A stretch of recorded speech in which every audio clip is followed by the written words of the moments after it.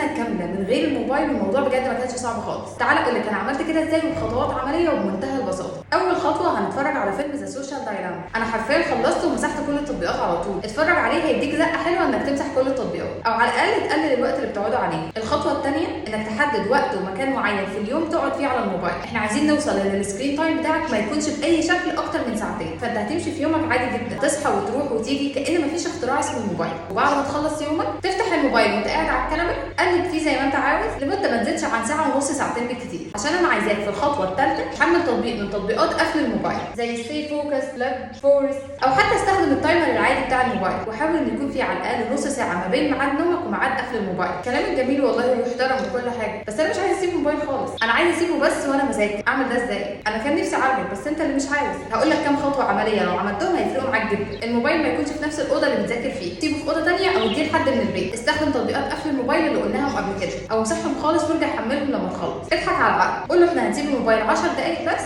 او هنخلص الجزء ده بس ونفتحه، وزود المده تدريجيا مع الوقت. اعمل تو دو ليست قبل ما تقعد تذاكر، خليها تاسكات صغيره هتحفزك جدا. فكره انك تعمل صح قدام كل تاسك تخلصها. الاستراحات اللي بين جلسات المذاكره انك تقوم تحرك جسمك، تعمل حاجه تاكلها او تشربها، وبلاش تخليها في انك تمسك الموبايل. غير المكان اللي بتذاكر فيه، بلاش مذاكره الصاله او الكنبه، وحاول تبعد عن المشتتات والاماكن اللي فيها اصوات. ولو في امكانيه انزل ورك سبيس، وجود ناس بتنجز حواليك هيحفزك جدا للانجاز. بس كده، ولو فادك المحتوى ده